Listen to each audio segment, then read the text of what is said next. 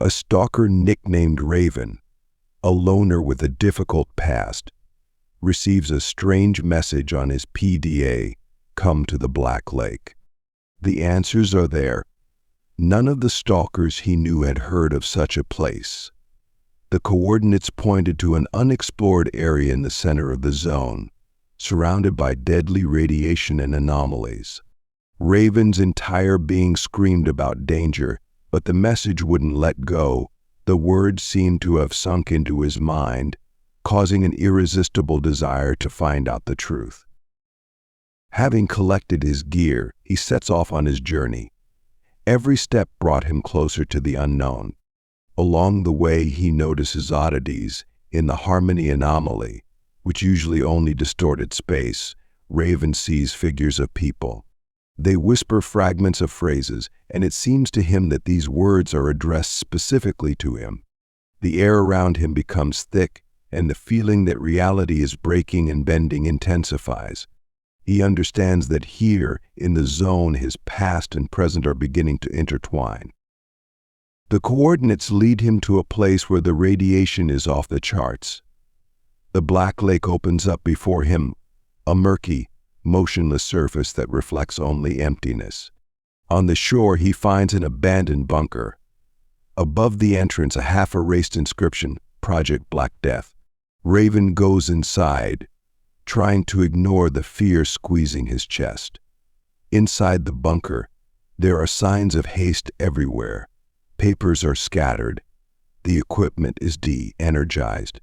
The words are written in blood on the walls. "Stop the voice in your head. The experiment has failed." His PDA suddenly turns off. The equipment around him makes a strange buzzing sound, as if it resists his presence. And suddenly he hears voices. First a whisper, then hoarse, loud screams. These are the voices of those who disappeared into the zone without a trace. They call him to the exit, beg him not to continue on his way. But Raven ignores them. Something inside pushes him to go deeper.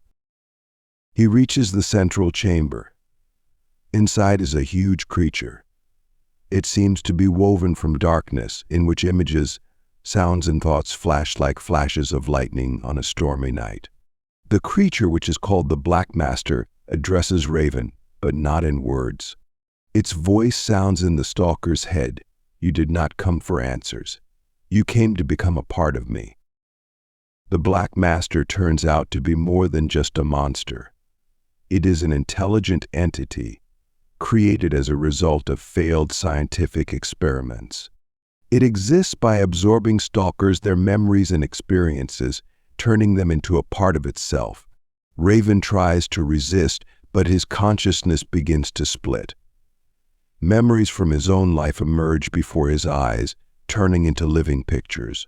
He feels that he no longer understands where reality is and where illusion is. At the last moment, he sees a weak light, the way to the exit. Raven rushes towards it. Only one desire: to leave. A blinding light fills everything. Raven falls to the ground outside the bunker, gasping for air. The Black Lake shimmers softly in the night. He did it. He got out. The silence around him seems unreal, and the zone itself seems to be holding its breath. But as he tries to come to his senses, everything begins to change. There are whispers around him, familiar, alien, full of ominous tenderness. It is not the voice of the Black Master, but it comes from within his own mind. Raven notices that his hands are shaking not from fatigue, but from something greater. The words of the entity spoken in the bunker echo in his head. "You have become a part of me." He looks up at his reflection in the murky water of the Black Lake.